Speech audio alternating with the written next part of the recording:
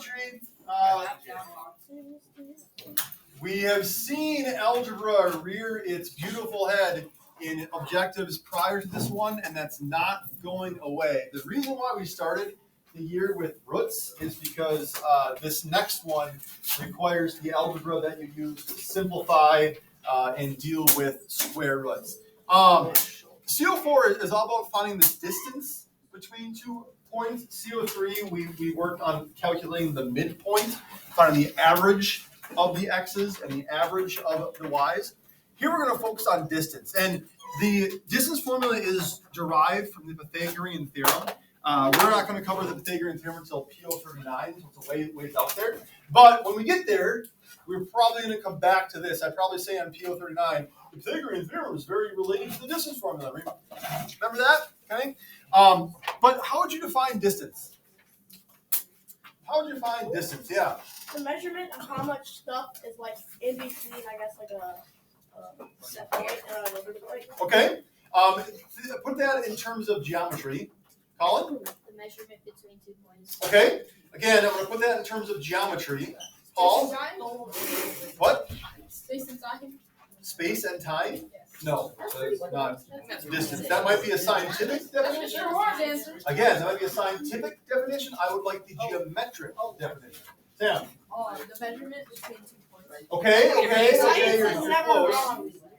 Nathan, I put this for second warning. So the next one would be maybe conference. Edward, this is going to be warning 1 for you. So you got a little bit of wiggle room there, but careful. Maddie? Sorry? Is it like the x value between? No. Owen, you want to chime in, or should I just give it to you? Give it to us. Oh, wait. Give it to me. Yes, Andrea. That's Pythagorean theorem. Nope. The definition of distance is the measure of a segment connecting 2 points, which is basically the same thing that people said, like the distance between 2 points, how far apart two points are. That's it, yes, but in the geometric definition, it's the measure of a segment connecting 2 points. Because what do we know about a segment?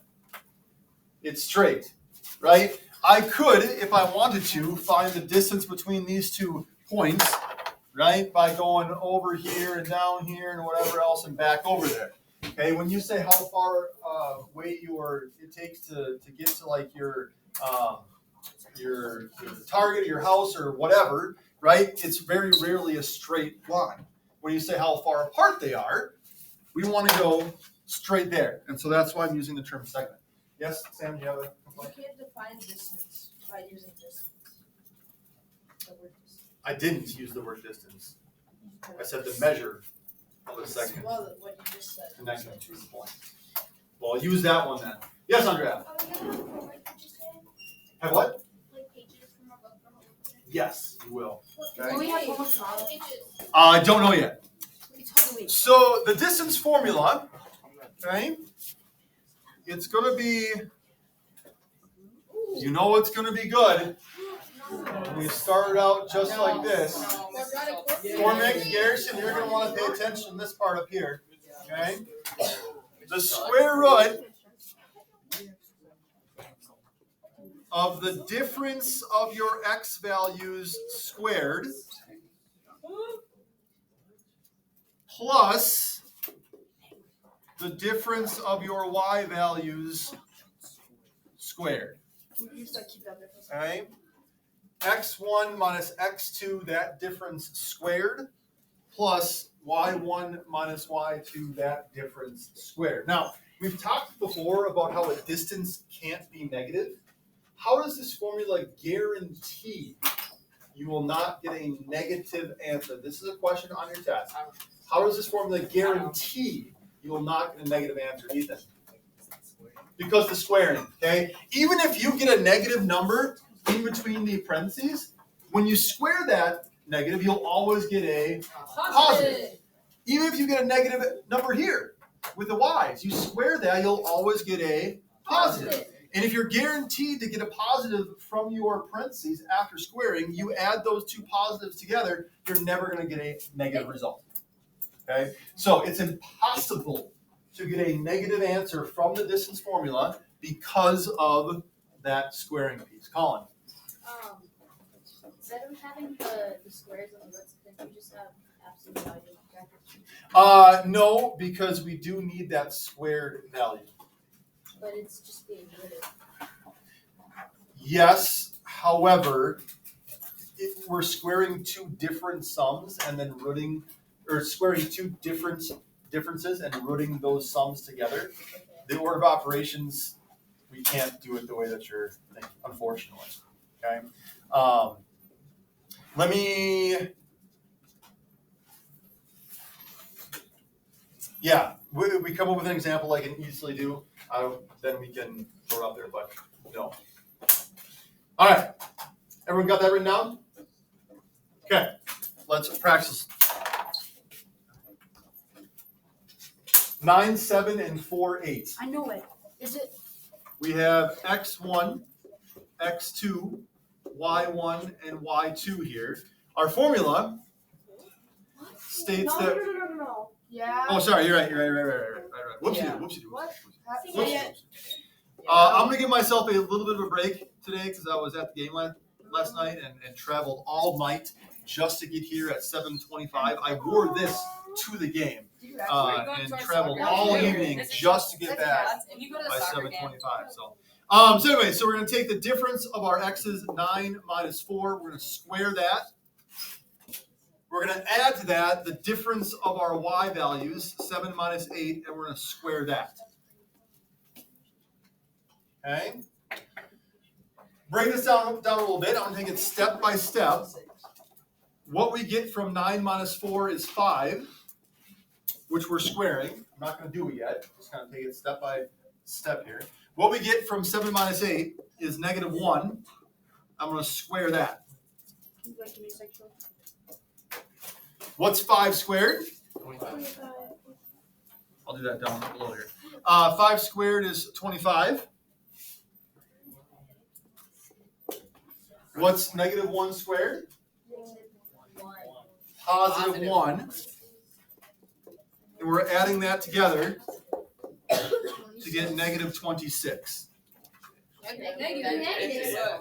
said negative, I meant the root of. I wrote the root of. The root of 26. I have a question. It's been a long day! 5 out of the back. So if the game ends at 3, how do you get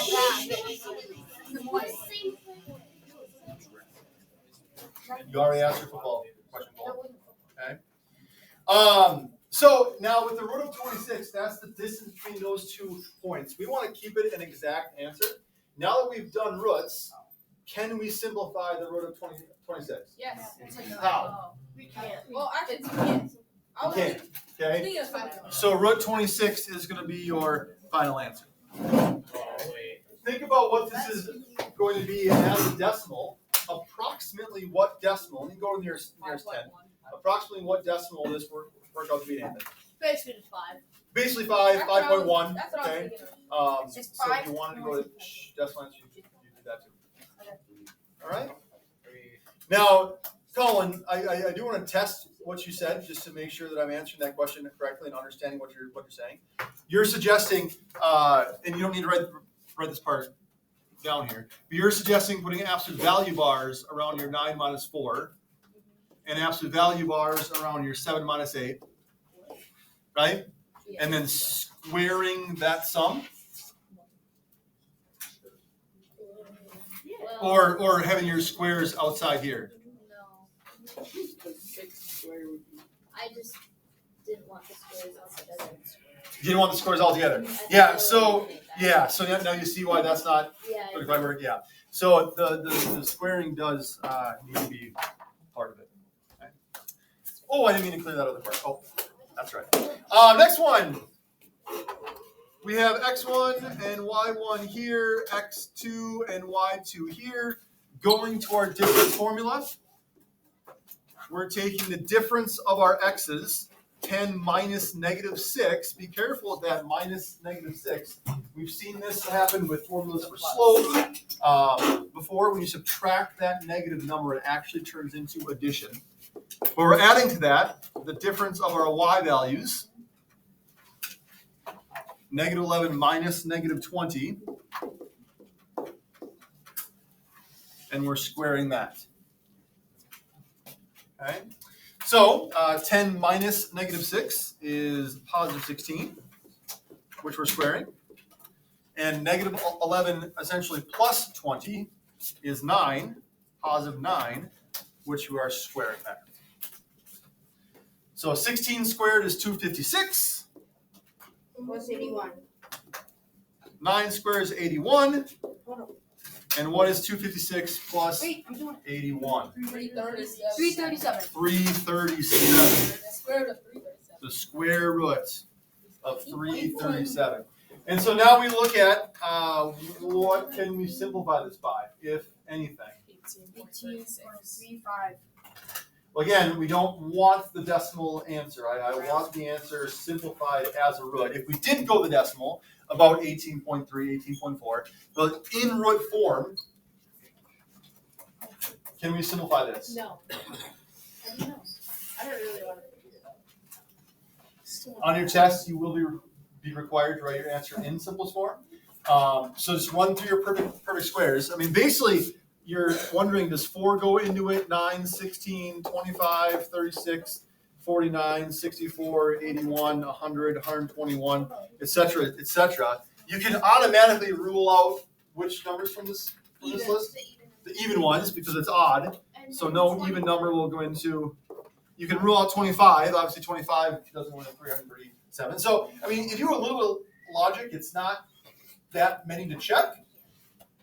No. But I don't think any of them actually do go into 337. So root 337 would be your final answer. Yay. Okay. I'm getting. Last one, negative 8, 11, and 14, negative 5. Try it on your own. Thank you. I'll start writing the formula up here as I go so you can check your work.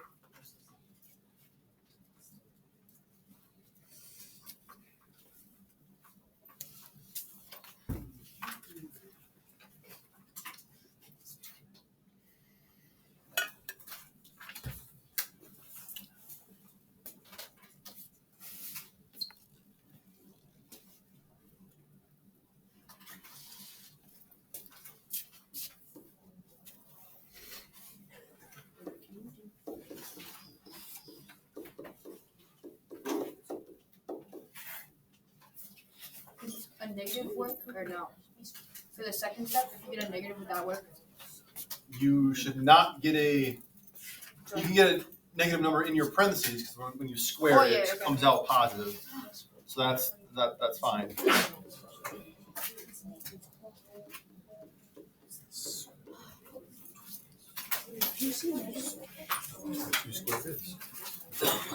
What does it do when you square a negative number? It makes your answer negative, which is a problem. Why? Why? Because order of operations. If it was like negative, we'll say without parentheses. Order of operations said you say you square first. That sign is not part of the base. Oh, so it just adds on after. Right. Okay. So we get 484. Don't say the second part. Don't say the second part. Okay. I want to do this right. And 256. Well, don't look up here then. I'm not. My brain is wrinkling.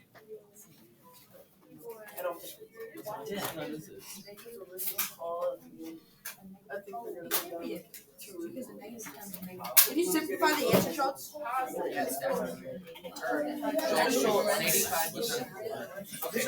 Oh yeah. Yes, I got the answer. What? My calculator back. How to make it even? Yeah, I'm trying to simplify it. Positive. I can make it positive. Negative 22 squared is positive 44. Yes. How'd that happen? Yeah. Because in parentheses, which is why these parentheses are here, okay? In parentheses, you square a negative number. It's negative 22 times negative 22. Oh, that's. which will make it positive. Okay. And I'm not sure you can simplify the root of. No, you No, can. you can. What goes into it? Oh, it's right. 4. 4 does. And 185. Wait, so lowest number tries to go under it, right? Wait, yeah, the lowest number goes under it, correct? Am I correct or am I wrong? The lowest number. There you go. Am I? 2 root 185 should be your answer. 4 and 185 is the factor there. Because you want to get the lowest number. Yes, Nick. Who made the order of operation? Who made it? I don't know. Einstein. Was he young? I bet it was Mr. He was a nerd, though. That is for sure. Oh man. Was it you? He or she. He or Mr. she. Schultz, was it you? 3, 2, 1. You are quiet. Any questions on the distance formula? Okay. You are now going back to CO3.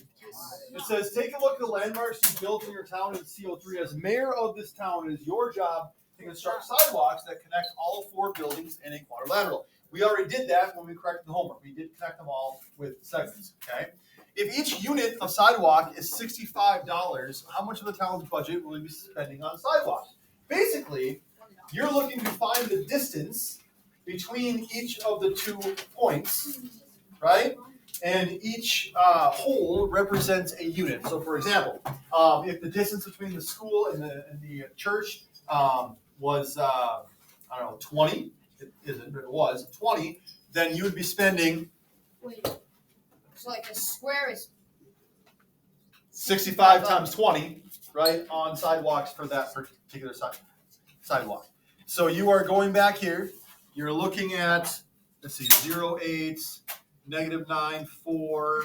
What were the other ones? 5, -4, 3, 6. and 3, 6. You're connecting these in a quadrilateral, which we did. So you should all have the same kind of trapezoidal shape there. Not exactly, okay? And then each of these segments represents a sidewalk that you need to build, right? So you have to figure out what the distance between of each segment is, and then multiply that by 65, because that's how much each unit of sidewalk costs. So if the distance between here and here is 3.75, that'd be 3.75 units of sidewalk that you need. So in this case, it's appropriate to go to decimal values here, because of money, right? But there you go. Okay, So cool. what's $65? Is it like one of the small squares? Where should we round it to? Each unit. So if the distance of pennies, if the distance of this segment is 3.75, if that's what you get from the distance formula, that means you need 3.75 units of sidewalk. Wait, So so 3.75 times 65. x1 minus x2 You're using the formula, yes. over 2. No. Either. No, you're finding the distance between the points. You're using the distance formula Oh, from here. CO4 Yeah. to find the distance between each of these points to make the segments that we have. So we would find the points but we would have 4 points, correct? You're finding 4 different distances. So Oh, I got it. will we have 2 points like this, or will we have 4 Yes, points? you have 2 points, So 2 points. right? The school is at 0, 8. There's 1 point. Okay. Whatever this is, the church is at 3, 6. There's your second point. What's the distance between those 2 points? Okay. That's what you were And finding. then that's only those 2. Yes. Then you find the distance between these 2 points, and then those 2 points, So you have to do. and those 2 points. So you're doing the distance formula 4 total times. Okay. Nick, you have a question? Yeah, can you count them? Just count squares? You cannot just count the Is squares. that the would that be the answer? Then? No, it would not. Okay, I know what to do. In addition to this, you are going to be going to the book. Are we doing time for review? The time for review is part of homework also. 4, yes. You're finding 4 distances. 2, 3. Oh, I got it. On page 19, I'll go back to CO4. Wait, what page? 19. On page 19, you are doing 17 through 22. The directions say only the midpoint. I'm asking you the midpoint and the distance for each of them. 1 second. Okay? So, to recap, what's your homework? You are doing that top section where it is go back to CO3 to find how much you're going to spend in sidewalks by using those 4 points we plotted in CO3. You've got the time for review, these 2 questions here. Then, on page 19 in your textbook, number 17 through 22, the directions say only find the midpoint. I'm having you find the midpoint and the distance for each 17 through 22. All right? Yes, Sam? Are you giving us so much? This That's makes a lot. It's like 10 questions. How do you No, that's so many. I worked for Atlanta Field. This is my feels have hurt. Any questions, comments, concerns, complaints, comments, congratulations, or criticism? Yeah. Paul? I have a complaint. Yes, Paul. I hope you're The first question is at least gonna take 10 minutes to do. Each one takes you 10 minutes? No, the first one. The first one takes 10 minutes? It's going to take 10 minutes. Okay, so that's 4 questions in 10 minutes. What do you? Right? Then the 2 questions that we 4 minutes. You'll be fine, Paul. No, let me Voltinsky. finish. Wow. I Again, I'm blaming being on. You drive fast, Lambo. All right, folks, that's all you math. Don't forget to like, subscribe.